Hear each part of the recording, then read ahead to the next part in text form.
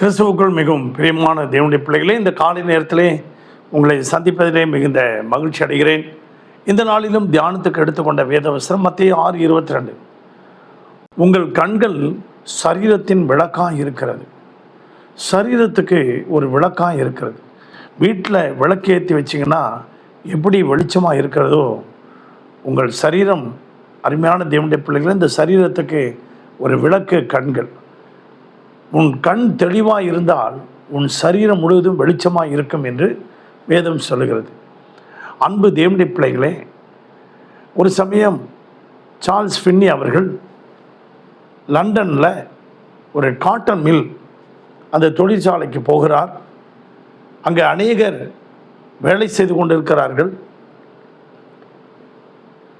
வேலை செய்து கொண்டிருக்கிற நேரத்தில், அருமையான தேவனுடைய பிள்ளைகளே, இன்றைக்கி சார்ல்ஸ் ஃபின்னி வருகிறார்.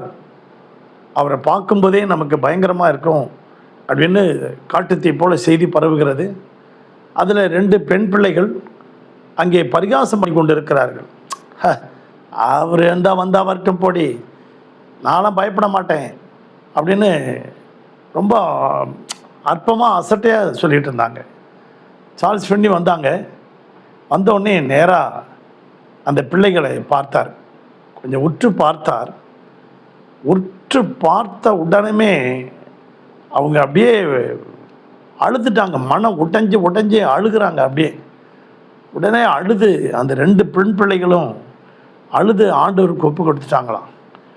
அவருடைய கண்களிலிருந்து ஒரு கதிர்வீச்சுகள், ஆண்டவருடைய வல்லமை அந்த பிள்ளைகளுடைய இருதயத்தை உடைத்து விட்டது. அப்படியே அதை பார்த்த மில் ஓனர் என்ன செஞ்சிட்டாரு, கம்பெனிக்கே லீவு விட்டுட்டார். கம்பெனிக்கே லீவு விட்டு சார்ல்ஸ் ஃபின்னினுடைய பிரசங்கத்தை கேட்குறதுக்கு அன்றைக்கு விடுமுறை விட்டுட்டார். அன்னைக்கு அநேக அந்த மில்லில் இருந்த தொழிலாளர்கள் அனைவரும் அதில் கலந்து கொண்டார்கள். அனைவரும் ரட்சிக்கப்பட்டார்கள், மனம் திரும்பினார்கள். இப்படிப்பட்ட சம்பவம் காட்டுத்தீ போல லண்டன் முழுவதும் பரவினது. அன்பு தேவனுடைய பிள்ளைகளே, இன்றைக்கு நீங்களும் நானும் அந்த கண்களின் இச்சைக்கு நாம் விலகி இருப்போமா?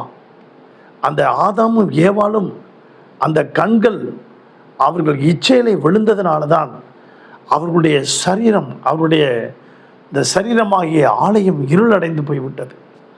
அன்பு தேவனுடைய பிள்ளைகளே, நீங்களும் நானும் யோபுவை போல, யோபு 31:1 யோபுவை போல கண்களோடு உடன்படிக்கை பண்ணி, அருமையான தேவனுடைய பிள்ளைகளே, என் கண்களோடு நான் உடன்படிக்கை பண்ணியிருக்கிறேன், ஒரு ஸ்திரீயின் மேல் எப்படி நான் நினைவாக இருப்பேன் என்று சொல்லி தன் கண்களை வயதான காலத்தில் கூட உடன்படிக்கை பண்ணுகிறார்.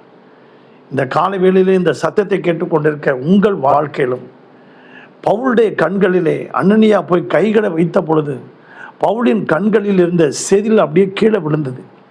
அவன் தரிசனத்தை பார்க்கிறவனானான். திரளான ஜனங்களை, புறஜாதிகளுக்கும் இஸ்ரவேலுக்கும் ராஜாக்களுக்கும் மந்திரிகளுக்கும் சுவிசேஷத்தை அறிவிக்கக்கூடிய அந்த தரிசனத்தை அவன் பார்த்தான். அன்பு தேவனுடைய பிள்ளைகளே, லூக்கா எழுதின சுவிசேஷம் 22ஆம் அதிகாரத்திலே 61, 62வது வசனத்தை பாருங்கள். இயேசுனுடைய பார்வை, சார்ல்ஸ் ஃபின்னியினுடைய பார்வையைப் போல இயேசுனுடைய பார்வை யார் மேலே பட்டதுன்னு பாருங்கள். அப்பொழுது கர்த்தர் திரும்பி பேதுருவை நோக்கி பார்த்தார்.